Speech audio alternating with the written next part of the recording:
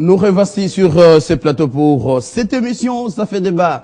Alors c'est parti avec ces analystes, acteurs politiques, ils sont aussi politologues, beaucoup de critères. Fumu Toto, vous êtes de la Troisième Voie, bienvenue. Michel Kitoko, vous êtes de la diaspora, politologue également. Merci. Bienvenue. Madame Ernestine Nyoka, vous êtes avocate. Avocate de la majorité présidentielle. Bienvenue. Francio Quito, vous êtes cadre de l'UNC, également avocat. Ah voilà, les hommes de droit. Alors, nous allons parler un peu de droit, mais qui touche un peu à la sûreté de l'État, et qui nous amène en Afrique du Sud, où 19 rebelles congolais sont accusés de tentatives de coup d'État contre le régime en place ici à Kinshasa. Et parmi ces 19 Congolais, on cite deux noms, dont le général Yakutumba, en croire le journal L'Avenir, les quotidiens, et un certain Étienne Kabila, qui prétend être le fils aîné de Laurent Désiré Kabila, qui serait du groupe et qui ont pris fuite. Alors, pour Lambert Mende, le gouvernement veut que les accusés soient extradés pour qu'ils répondent des faits mis à leur charge. Madame Ernestine, je m'adresse à vous. Ma toute première question, pourquoi l'Afrique du Sud devrait sauver le régime en place de la RDC, mission RDC? Mathieu, je crois qu'il ne faut pas réfléchir par pourquoi l'Afrique du Sud devait sauver le régime à RDC. Il faut connaître quelles sont les lois qui sont applicables en Afrique du Sud. Par rapport à ces lois, quelles ont été les règles, sinon les dispositions violées. Parce que l'Afrique du Sud, pour qu'elle mette en branle sa machine judiciaire, c'est qu'il y a des lois de son pays qui ont été, violées. Exactement. Et lesquelles lois l'Afrique du Sud ne peut pas fermer les yeux parce que ça se passe sous son territoire. Et donc l'Afrique du Sud ne peut que faire son devoir, c'est de voir la justice être mise en mouvement pour entendre les différentes personnes et au besoin récolter les différents éléments de preuve. Je crois que peut-être que la préoccupation que nous pouvons avoir, c'est celle de savoir est-ce que ces personnes peuvent être extradées vers le Congo? Est-ce que c'est la justice de l'Afrique du Sud qu'on doit leur appliquer? Est-ce que c'est la justice du Congo qu'on doit leur appliquer? Mais là aussi, il faut savoir d'abord, est-ce qu'entre l'Afrique du Sud et le Congo, y a-t-il déjà les choses... comment on dit, un partenariat dans le domaine de la justice? Non, pas seulement dans le domaine de la justice, mais en matière d'extradition. Parce qu'on n'extrade pas qui on veut, on extrade lorsque les deux pays ont des accords là-dessus. En ce moment-là, l'Afrique du Sud peut les envoyer vers chez nous. Mais si nous n'avons pas un accord des choses d'extradition là-dessus, c'est que l'Afrique du Sud, qui a eu une des lois de son pays violée, peut continuer avec sa machine judiciaire. Est-ce votre point de vue, à Fumu Toto, l'Afrique du Sud se serait sauver ou sauvegarder les bonnes relations entre les deux États en luttant? Je vous informe que c'est depuis septembre 2012 que l'Afrique du Sud, les services de l'Afrique du Sud ont infiltré ces rebelles et aujourd'hui, en 2013, ils sont arrêtés. L'Afrique du Sud aurait sauvegardé les relations entre les deux nations? Bon, il faut savoir qu'en ce qui concerne le coup d'État tel que vous venez d'évoquer, je n'ai pas d'éléments probables pour que je puisse affirmer ou infirmer. Exact. Je n'ai pas vraiment des éléments qu'il faut... juste une analyse là-dessus. C'est une analyse. Deuxièmement, lorsqu'il y a question pareille, l'extradition ne peut se faire que lorsqu'il y a de bonnes relations entre des pays. J'ai comme l'impression que le régime de l'Afrique du Sud est en bonne relation avec le régime de Kinshasa. Parce que si réellement il n'avait pas de bonnes relations, mais le fait même de déclarer ça n'aurait pas eu lieu. Ça c'est un de deux, mais il ne faut pas seulement voir la loi sud-africaine sur les coups d'État ou la rébellion. Il faut aussi voir qu'est-ce que la constitution congolaise prévoit en question des agressions, en question de rébellion, en question de mutinerie et consorts. Quand nous prenons l'article 64, il y a un article qui dit, je crois, de la Constitution, dit tout Congolais a le devoir sacré de tenir en échec un groupe, un individu ou tout groupe d'individus qui prend le pouvoir par la force. Ici, nous voyons que dans cette section, nous pouvons comprendre que le coup d'État contre l'ordre institutionnel est interdit. Mais le même article de ça dit, et tout Congolais aussi a le droit de tenir en échec tout individu, groupe d'individus qui prend le pouvoir ou l'exerce en violant les dispositions de la Constitution. Est-ce que le régime actuel respecte la Constitution ou ne viole pas la Constitution? Il faut qu'on s'interroge par rapport à cet article-là. De plus, mais je n'ai jamais cessé de vous dire que le régime de Kabila est pour pareil comportement d'État, parce que c'est un régime qui n'écoute que le langage des armes. Nous n'avons jamais cessé de montrer ça. Lorsque vous gagnez les élections en 2006, acceptons, parce que Bemba va accepter que vous avez gagné les élections. Sur base de quoi vous allez avec Amani 1, Amani 2 pour donner des postes politiques et des grades militaires aux rebelles. De deux, lorsque vous prétendez avoir gagné les élections en 2011, pourquoi allez-vous avec les rebelles évaluer les accords signés avant la tenue des élections? Et alors que les élections triquées ici à Kinshasa, aussi au vu de tout le monde, au milieu des chars et des hyènes, ici, on ne veut pas échanger avec ceux qui parlent avec la bouche. Mais on favorise ceux qui tiennent les armes pour arriver. Le gouvernement... Pour vous, pareil comportement favoriserait... C'est ça le prétexte que les régimes donnent pour dire nous n'écoutons que les hommes forts et donc...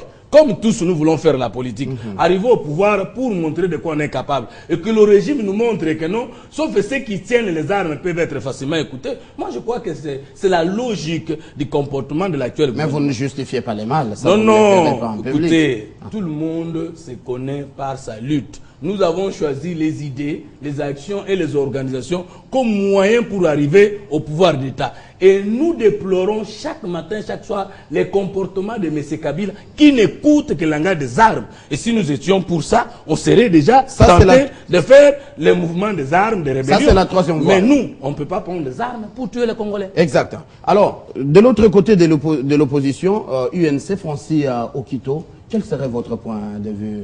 Sauvegarder les bonnes relations entre les deux nations, un régime qui n'écoute, qui est à la voix des armes? Mathieu, merci de votre invitation. Je crois que nous devons aborder cette question avec beaucoup de prudence et de réserve. J'ai apprécié l'intervention tout à l'heure de M. Fumototo en citant une disposition de la Constitution.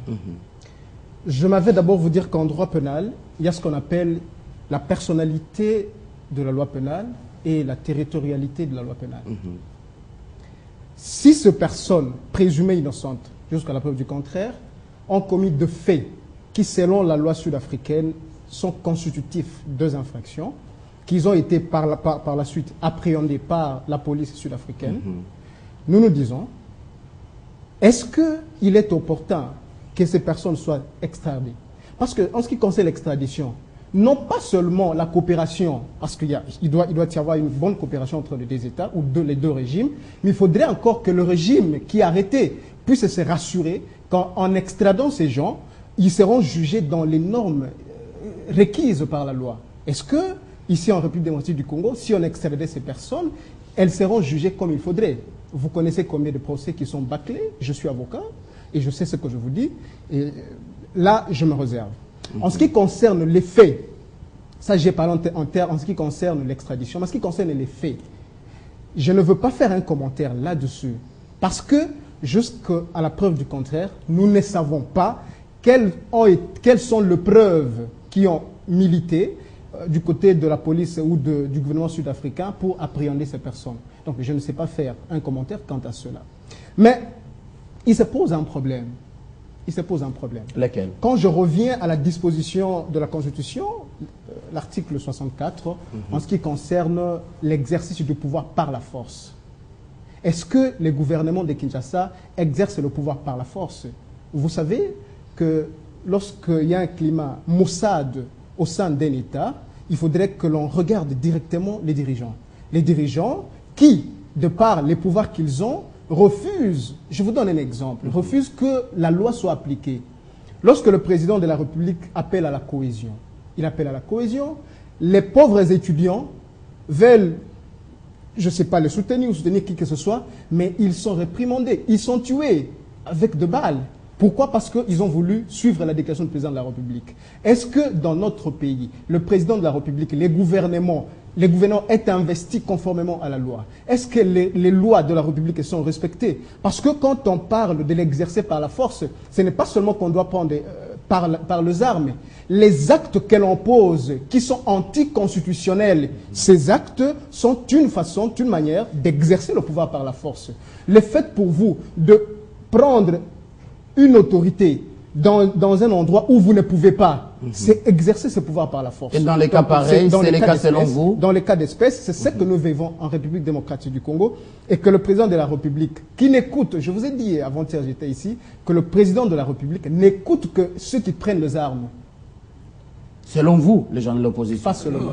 C'est la vérité. Mais au nom du dialogue, pour la majorité, c'est autre chose. Alors, une question pour la diaspora représentée ici par vous, Michel Kitoko. Encore une fois, un coup de force de la diaspora congolaise en République sud-africaine. Votre réaction? Non, mais moi, je vous dis que je suis très choqué de l'attitude, non seulement de mes compatriotes ici, aussi de la classe politique de ce pays, voire même les élites d'une manière générale, de l'opposition comme du pouvoir. Et tous, ils ont un comportement que moi je considère un comportement répréhensible dans la façon de percevoir même les choses. La première des choses qui me choque, c'est lorsqu'ils ne sont pas à la mesure tous de condamner les faits qui sont tels que quand on dit c'est un groupe rebelle, c'est un groupe terroriste et qu'on se met autour d'une table avec le groupe terroriste qui, après avoir massacré la population locale, l'opposition se met autour d'une table, le pouvoir en place se met autour d'une table avec ces gens-là. Pour moi, ça devient une situation scandaleuse. Là, vous parlez de Kampala. Je parle de Kampala.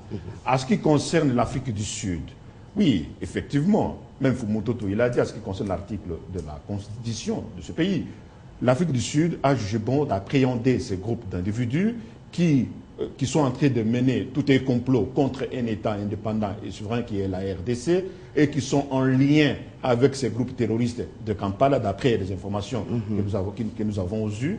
Moi, je n'ai pas du respect envers ces gens qui prennent le pouvoir par les armes et qui sont là pour tenter de prendre le pouvoir, ne serait-ce que aussi par la force. Autant je suis contre le rebelle, autant je suis aussi contre ceux-là qui vont caresser au sens de poil ces rebelles, qui vont se mettre autour d'une table, les 100 Congolais que nous n'arrivons jamais à se venger par la justice. Moi, je réclame que les Congolais aujourd'hui prennent conscience que nous sommes en face des élites décadentes et qu'à un moment donné, on a besoin de personnalités qu'il faut et qui vont regarder non seulement l'intérêt des citoyens congolais pour dire non à la faute, oui à l'émergence de bonnes conduites. Et vous êtes d'accord avec la République sud-africaine?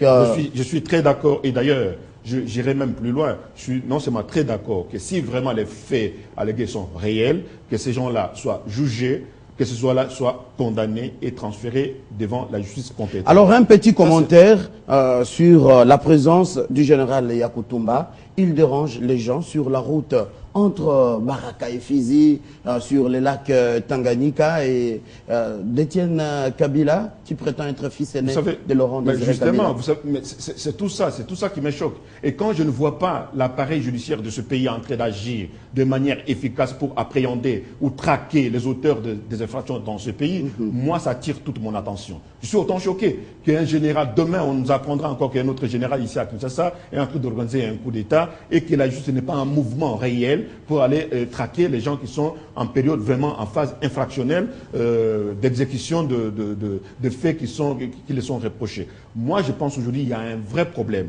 Et le vrai problème est là, par la classe politique et dirigeante et la classe politique de l'opposition institutionnelle ou opposition autre. Mais ce que je vois vraiment à la télé, les informations que nous avons, c'est que je n'ai plus vraiment, non seulement de la considération, mais aussi du respect envers cette classe politique, et moi je considère une classe politique décadente. Ah voilà. Alors, cela va nous, s'il n'y a pas d'autres éclaircissements à donner, tout droit, nous allons à notre deuxième thématique. C'est que le 31 décembre de l'année 2012, le président de la République a annoncé un dialogue au niveau national, question d'apaiser, de remettre la quiétude. Alors, le PPRD qui commence à consulter les partis de l'opposition, une question vulgaire et générale, a-t-il les mandats, a-t-il les droits? Fumutoto. Quand on parle de la consultation, il s'agit là d'un terme médical à mon sens. Il faut qu'il y ait malade et il faut qu'il y ait les médecins qui ne sait pas de quoi les malades souffrent, c'est alors qu'il va passer par la consultation.